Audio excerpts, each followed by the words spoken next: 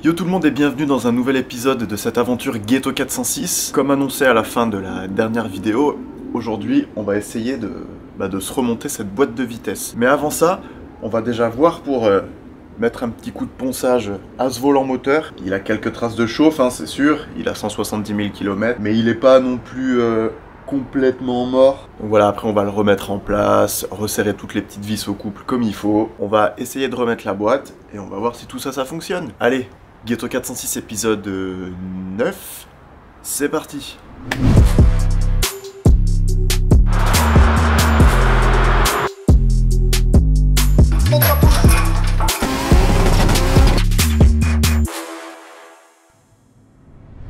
Allez, c'est parti. Donc déjà, on va enlever les petites vis qui vont nous gêner, que j'avais laissées là pour pas les perdre et pas oublier où elles vont, comme d'habitude. Et alors maintenant, donc on va pas procéder à une rectification, un truc ultra précis et tout, hein. Là, le but, ça va juste être de déglacer le volant moteur, donc d'atténuer toutes ces taches bleues et brunes là qu'on voit, un petit peu re-rayer la surface, pour que le disque de friction de l'embrayage, il vienne bien coller comme il faut. Je vais pas vous dire que je sais ce que je fais parce que ça serait vous mentir, mais voilà, j'ai un peu regardé sur internet, il y a des choses qui se font, à savoir le ponçage à la toile Emery. On va attaquer au 80 pour être sûr de bien déglacer. On va faire des petits mouvements circulaires comme ça, sans jamais rester au même endroit pour pas creuser. Bon après, un volant moteur il faut y aller pour le creuser, hein. Donc c'est pas moi avec mes petites mains qui vais faire grand chose, mais voilà, on n'est jamais trop prudent, donc on va faire comme ça et on va faire des tours, sans jamais rester au même endroit. Donc on va attaquer au 80 pour être sûr que ça déglace, et après je comptais finir au 180 pour... je sais pas, parce qu'en principe le ponçage c'est du plus gros au plus petit quoi.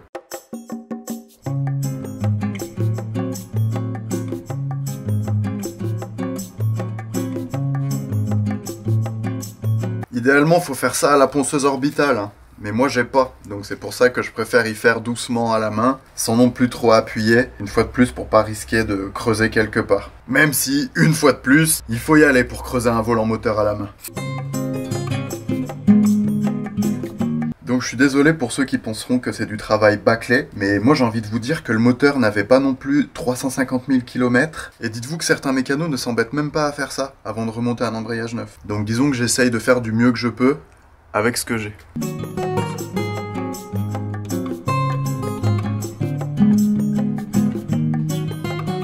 Bon voilà l'équipe, ça fait déjà une bonne grosse demi-heure que je frotte, donc il y a quand même du mieux, c'est beaucoup mieux. Même si on voit qu'il y a encore quelques taches brunes. Donc c'est pour vous dire à quel point on n'enlève vraiment rien comme matière quand on le fait à la main. Moi ça me rassure sur le fait qu'on risque pas de l'endommager en faisant ça. Je pense que je vais encore un petit peu continuer comme ça, pour essayer de faire disparaître ces traces là au maximum. Mais bon, je commence à me rendre compte que je pourrais pas non plus faire des miracles, donc on fera ce qu'on pourra. Voilà, nous ce qu'on voulait c'était surtout récupérer cet aspect un peu rayé en fait, parce qu'avant il était tout lisse, c'était un miroir le volant moteur.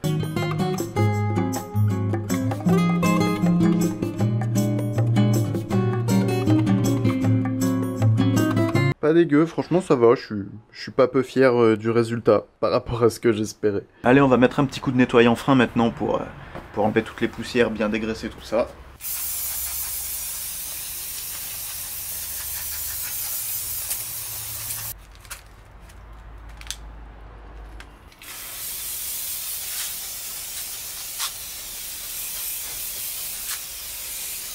Allez, on va se remonter ce volant moteur. Donc pour ça, on va avoir besoin d'une clé dynamométrique qui peut serrer à 50 Nm. J'ai la RTA pour la boîte BE3 et ils disent 5 dames. Dan ou dame? Dan. Marc. Dan. Oui. Bon et en fait, Dan c'est tout simplement un décanewton, donc il faut tout simplement faire x10. Donc 5 Dan ça fait 50 newtons, c'est bien, tu suis. Il faut les vis de volant moteur, donc il en faut 8, hein. Ça tu l'auras bien compris. La référence des vis de volant moteur, donc là c'est 05 37 40. À confirmer parce que j'ai reçu le sachet ouvert, donc peut-être que c'est pas le sachet d'origine. Mais attends, c'est quoi? Vis fixation volant 100 par 22. Ça a l'air d'être ça. Et il nous faudra aussi de la Loctite.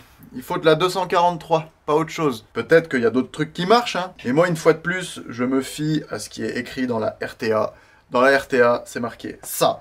Donc on va utiliser ça. En ça. Ça aussi, mais bon ça c'est bonus. Donc c'est un feutre peinture pour venir marquer les vis qu'on a serrées au couple. Pour pas oublier. Et au moins, le prochain qui viendra démonter ça, bah, il verra si les vis elles ont tourné ou pas. Parce qu'on va les marquer. Donc pour le sens du volant moteur, on peut pas se tromper. Là, il y a un petit guide, un petit détrompeur. Alors, ah oui, attends, j'ai le machin qui me gêne là-haut. Là. Voilà. Voilà. Et de toute façon, là, on va venir le serrer.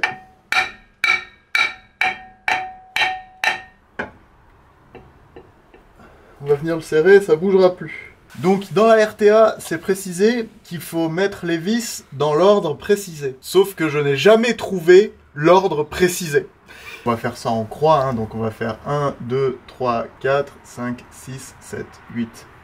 Et ça sera pas trop mal. Sur les vis neuves, on voit qu'il y a déjà un petit peu de frein filet. C'est marqué une fois de plus dans la RTA qu'il faut rajouter de la loctite, donc on va le faire. Mais au moins ce qui est bien, c'est que ça nous donnera déjà une base pour savoir où est-ce qu'il faut qu'on tartine la loctite. Donc du coup, on vient mettre une petite ligne comme ceci. Voilà, c'est suffisant. Et on va venir mettre notre vis. Donc on a mis de la loctite sur toutes nos vis sont en place. Maintenant, je règle ma dynamométrique sur 50 et c'est parti pour le serrage.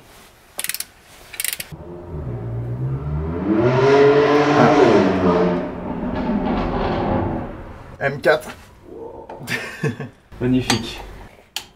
Allez, 1, 2, 3, 4, 5, 6, 7 et 8. Non, bah c'est bon, on est à 50 partout. Maintenant,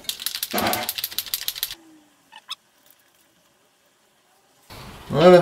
Bon, en vrai, on fait ça pour la forme, hein, mais on sait très bien qu'il sera jamais redémonté, ce volant moteur. Et ben voilà, volant moteur en place. Ben maintenant, faut préparer la boîte. Non, l'embrayage. C'est vrai qu'avec un embrayage, ça marche mieux. L'embrayage.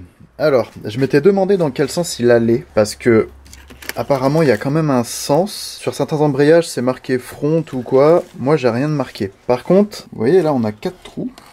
Et ben, il y a un côté où ça dépasse. Tu vois, il y a une petite tige là qui dépasse. Et il y a un autre côté où c'est juste des trous. Il n'y a rien. Donc, ce que j'ai remarqué sur celui qu'on a démonté, c'est que le côté où ça dépasse, c'est celui qui est vers nous. Donc, c'est-à-dire que le côté où il n'y a rien, c'est sur le volant moteur. Et en face de nous, on aura bien le petit côté qui dépasse. Le mécanisme, ensuite, il va donc venir comme ça par-dessus, qu'il faudra bien centrer ici. En parlant de centrage, je suis allé acheter un centreur là chez Norauto, un machin universel. Je suis incapable de le faire fonctionner. Je sais pas comment fonctionne ce machin là, c'est trop bizarre. Donc, on va prendre une rallonge de cliquet Facom, on va y foutre dedans et on va faire du mieux qu'on peut. On le fera à l'œil. Désolé, hein, vous savez, moi en principe j'aime bien quand les choses sont bien faites, mais là, c'est pas faute d'avoir essayé, mais ils m'ont refilé un truc que je suis incapable de faire fonctionner. Donc on va le faire à l'œil. Et très honnêtement, vu la visibilité qu'on a, je pense que ça sera pas un problème. Il y a juste une dernière chose que j'ai pas trouvé, c'est le serrage. Le couple de serrage pour le mécanisme d'embrayage, parce que sur la RTA du moteur, ils se sont arrêtés au volant moteur, puisque c'est dans la continuité du Vilebrequin, et sur la RTA de la boîte, eh ben ils parlent pas de l'embrayage non plus. J'ai pas trouvé le couple de serrage du mécanisme d'embrayage, donc on fera au mieux. Et bien sûr, avant le montage, pas oublier de bien nettoyer et bien dégraisser cette surface là, parce que c'est livré dans un état, je vous explique même pas, c'était plein de traces de doigts, de gras, il y avait des trucs qui avaient coulé, séché dessus, j'ai dû presque le reponcer, le machin, enfin bref. Donc, gros nettoyage et dégraissage de cette partie là. Hop.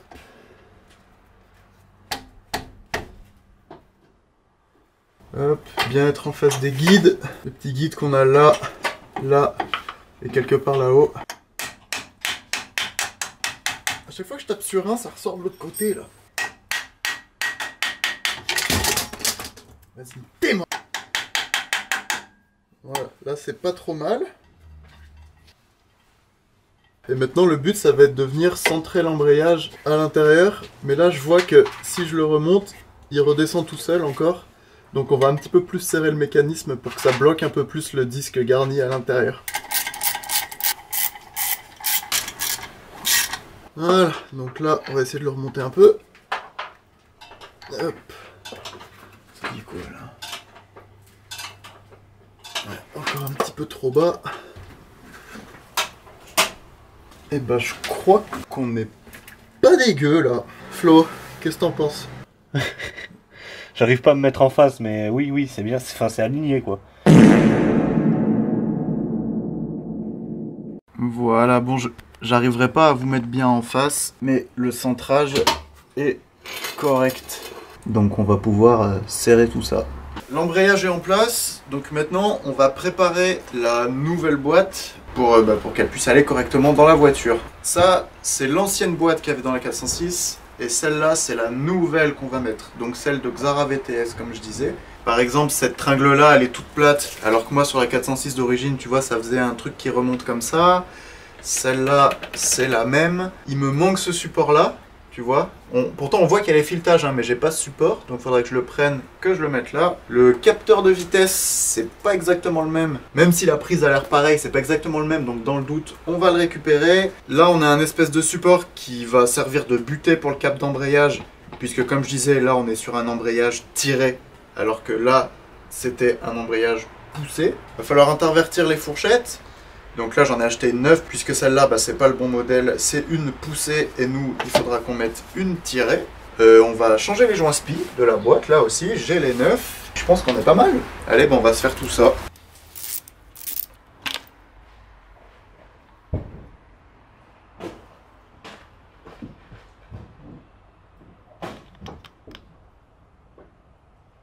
Ok.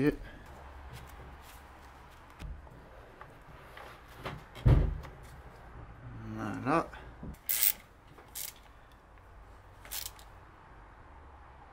Hop. La butée du cap d'embrayage, donc c'est du 13. Putain, rien n'est bloqué, rien n'est grippé, c'est beau quand même. Est-ce que c'est la même? Non, elle est plus petite. Donc la plus petite, elle va là, en haut. Donc la boîte de Xara. Hop. Donc ça va aller comme ça, voilà. Donc la petite en haut et les deux plus grandes sur les côtés, ici. Maintenant, on va récupérer ce support. Donc il y a une tringle qui vient dessus. Les espèces de tringles rotules de commande de boîte là. Donc on a deux petits écrous en dessous. On en a un là et un là. Et c'est du 11. Moi qui me plaignais n'avoir jamais utilisé ma douille de 11, et ben me voilà comblé. Et voilà, ça comme ça. Voilà, support et nos deux petits écrous. Donc ça vient se positionner ici en fait, juste au-dessus du différentiel. Cette espèce de gros rond là qu'on voit là. On a deux petits goujons qui sont déjà prêts pour recevoir le support. Donc on vient simplement l'enfiler comme ceci. Et on va venir mettre nos petits écrous en dessous. Donc là je vois que sur la boîte de Xara on avait un gros support là, sous le différentiel, qu'on n'avait pas sur la boîte de 406. Donc on va tout simplement l'enlever. Hein. Hop. Voilà. Je vais peut-être aussi enlever tous les goujons qui dépassent là, parce qu'a priori ils servent à rien. Et petite différence en enlevant le support, c'est que là sur la boîte de 406, le bouchon de vidange il était là pour la boîte. Et sur la boîte de la Xara, il est là en dessous. Enfin si c'est bien ça. Oui, ça a l'air d'être ça quand même. C'est ça. Donc ouais, je pense qu'on va enlever les goujons qui sont là et on va récupérer ces vis et les mettre à la place. Oula, c'était sec là-bas dedans. Hein. Ouh là là, c'est tout sec. On va venir récupérer celle-là. Là. Voilà. On va remettre ça là pour pas l'oublier ou pas le perdre. On va venir la remplacer par la vis qui nous intéresse. Voilà. Maintenant on va s'enlever ces deux goujons en bas là. Donc pour ça c'est du 11. Donc je le rappelle, hein, là on est toujours sur la boîte de Xara, mais nous on va pas avoir besoin de ces gros trucs là. Donc on les enlève et on va remettre des boulons normaux. Voilà, et nous on va venir récupérer ça sur la boîte d'origine de la 406. pour venir mettre à la place des goujons. Hop, alors, est-ce que c'est les deux mêmes? Oui. Voilà, c'est un peu mieux. Pour la conversion de la fourchette d'embrayage poussée vers tirée, donc voilà ce qu'on avait sur la Xara de base. Donc on avait la fourchette qui allait comme ça avec une goupille. Donc ça, chasse goupille, on retire la fourchette, enfin le bras quoi. Et le fait d'avoir retiré cette pièce d'en haut fait que ça va nous la libérer, on va pouvoir la sortir. Parce qu'avec la pièce, on pouvait que faire ce geste-là, et on était bloqué par l'axe, enfin par l'arbre primaire de la boîte. Tandis que maintenant, vu qu'on n'a plus la pièce qui nous gêne en haut, on peut le tourner complètement et le sortir comme ceci. Donc là, on ne pourra toujours pas la sortir comme ça, parce qu'il va falloir retirer cette petite pièce en plastique blanc qu'il y a sur le dessus, pour que ça nous donne plus de jeu et qu'on puisse la sortir. Pour le démontage de cette pièce en plastique au-dessus, très simple, vous voyez en fait c'est clipsé, un là et un là, il suffit d'appuyer dessus et de le lever, et il ressort ici. On va maintenant venir la tirer pour l'enlever du patin qui est en dessous, on la met sur le côté comme ça, et voilà. Voilà le kit fourchette d'embrayage neuf, donc j'ai l'impression que c'est plus refabriqué, malgré le fait que ça vienne de l'aventure Peugeot. Hein, là on est sur du Sasic. Nous avons donc la fourchette qui est bien tirée cette fois-ci et non pas poussée. On a la pièce du dessus qui tient avec la goupille. Et bien sûr, on va avoir la fameuse goupille. Donc là, on est encore sur un nouveau système où il y a un pas de vis là, là il y a des petites cannelures. Maintenant, il va falloir qu'on récupère cette patte de la 406, puisque sur la Xara, c'était pas la même. C'était une patte qui était toute plate comme ça. Donc nous, sur la 406, on a besoin de celle qui fait un S comme ça. Pour la sortir, on a une double goupille fendue à l'intérieur. Donc là, chasse goupille, un peu d'huile de coude et ça va y aller. Allez, déjà la petite et maintenant la grosse. Et celle-là, je pense qu'on va s'amuser un moment.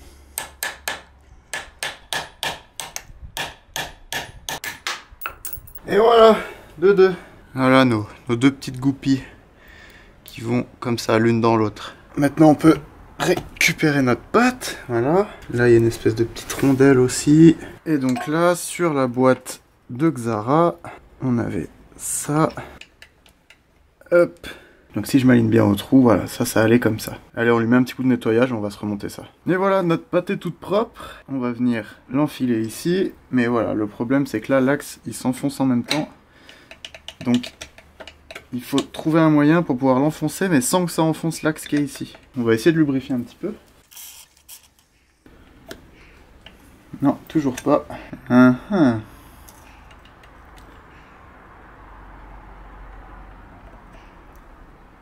Voilà, faut faire des petites vibrations comme ça et on y arrive. Il va falloir qu'on vienne remettre nos deux petites goupilles. Donc d'abord la grosse. Et après la petite qu'on vient mettre à l'intérieur pour que justement elle vienne écarter la grosse et que ça tienne bien. Allez, première tentative pour la grosse. Et de une. Maintenant, il faut mettre la petite à l'intérieur. Voilà, on a à peu près fait le tour de tous les périphériques qui allaient sur la boîte de vitesse pour qu'elle soit correctement installable dans la 406. Donc maintenant, on va s'occuper de la fourchette. Voilà. Puis je vais enlever et nettoyer ce petit plastique là. Donc là, je vois qu'il faut tout simplement appuyer en dessous. Et il sort. Voilà. C'est hop, c'est clipsé. Donc, on va se le remettre comme ça. Et là, voilà, ça fait clic.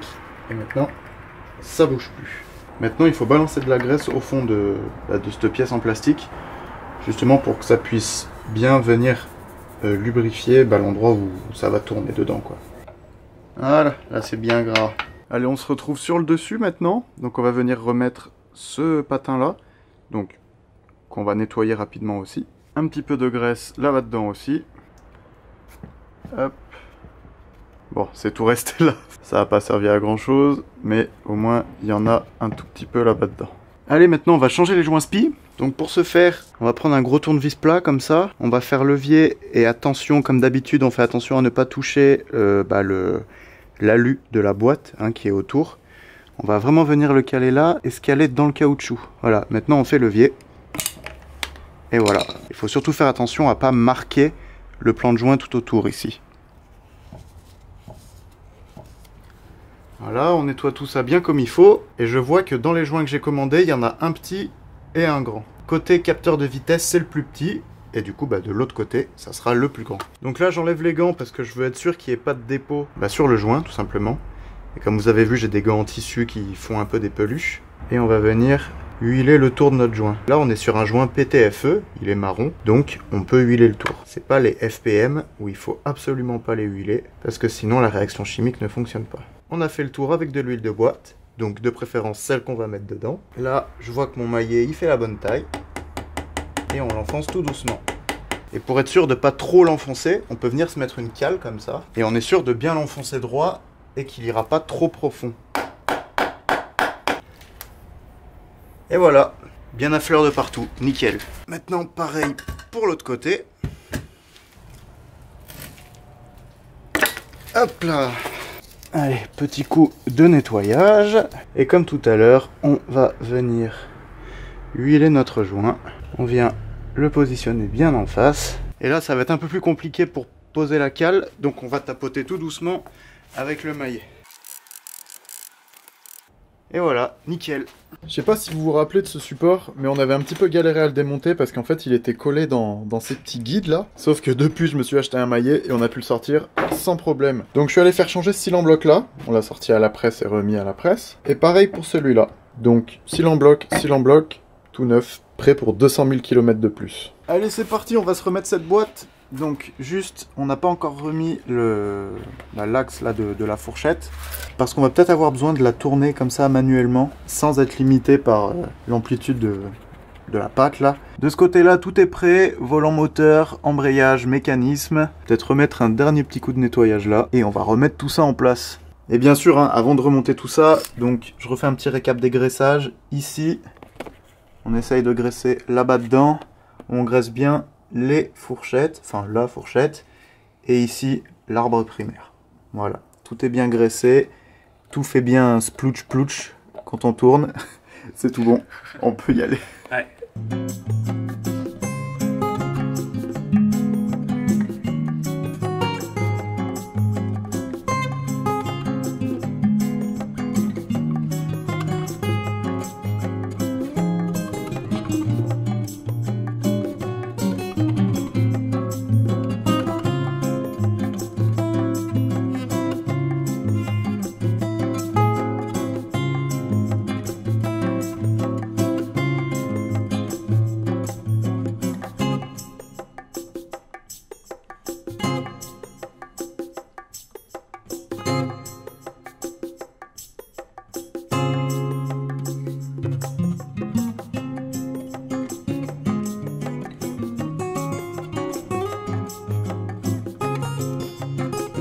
Et voilà, la boîte elle est en place. Donc maintenant on va tout simplement remettre les vis pour qu'elles finissent bien de plaquer. Donc ça a été un enfer pour faire re-rentrer la fourchette, qu'on tombe bien en face et qu'on puisse...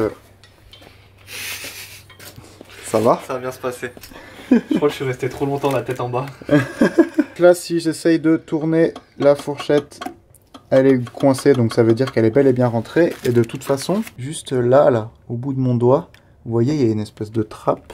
Et en fait, on aperçoit justement si la fourchette est bien rentrée dans la butée ou pas. J'ai bien remis toutes les petites tringles derrière, dont la grande qui est neuve, parce qu'elle avait cassé au démontage.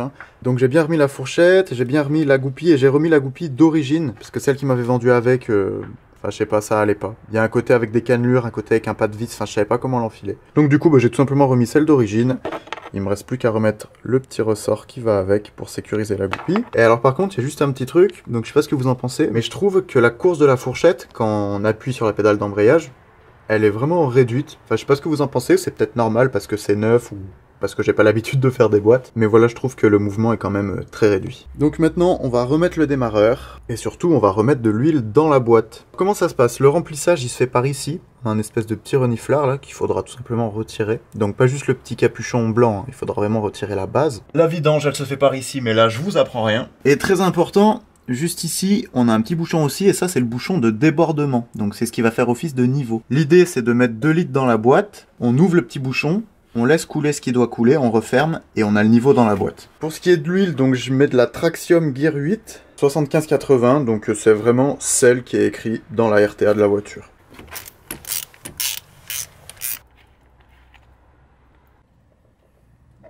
Donc là, on va mettre les 2 litres dedans. Et après, on ouvrira le bouchon de débordement et le niveau se fera tout seul. Donc j'avais une pipette pour faire ce genre d'opération, mais bien sûr, je m'en sers tellement qu'elle a grippé. Donc on va faire ça à l'entonnoir et à la durite. Et on va laisser ça se remplir tranquillement. Bon, et bien sûr, ne soyez pas aussi bête que moi.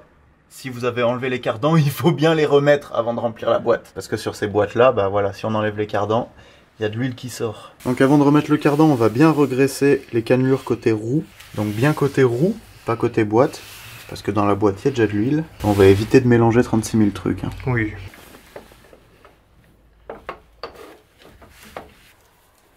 Voilà.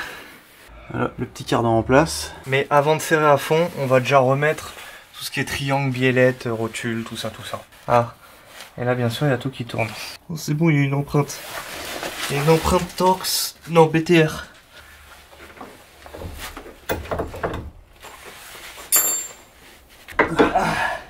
Voilà. Ça va un peu l'aider. Bien.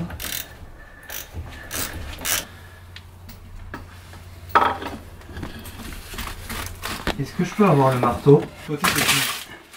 Merci. Là tu l'as remis côté boîte? Moi c'est bon, moi il est enfilé là. Ok.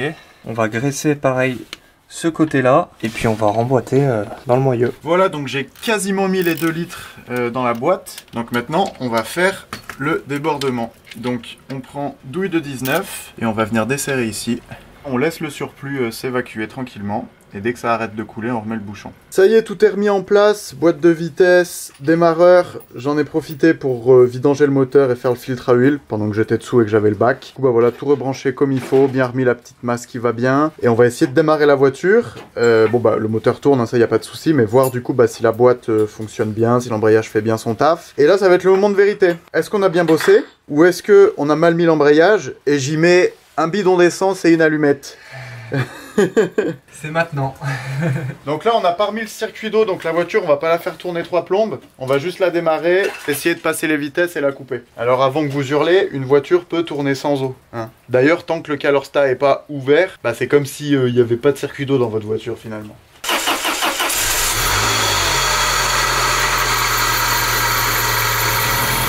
Première.